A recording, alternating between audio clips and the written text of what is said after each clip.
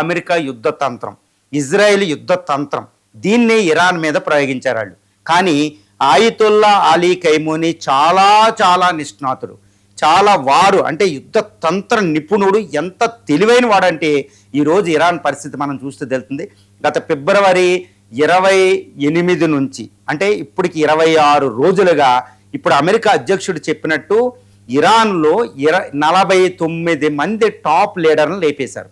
అందులో supreme leader Ayatollah Ali Khamenei, Larijani supreme security commander, IRGC commander, nuclear సైంటిస్టులని, Iranian army, navy, తర్వాత supreme council మెంబర్స్ని, అసలు చెప్పాలంటే ఇంక ఇరాన్ అసలు నిలబడడానికి కూడా వీల్లేదు. అసలు నాయకుడు అనేవాడు లేకుండా చేశారు. వచ్చే నాయకుడిని కూడా భయపెట్టారు. ఈవెన్ హమాస్ మీద గాజాలో చేసింది ఇజ్రాయెల్ కూడా అదే. కాబట్టి ఈ మొసాదు సిఐఏల పని ఏంటంటే ఈ లీడర్స్ని చంపేయడం.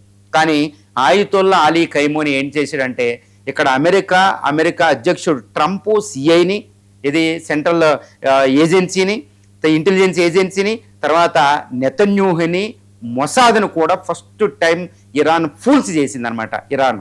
ఎందుకంటే ఆయితుల్లా అలీ ఖైమోని షాడో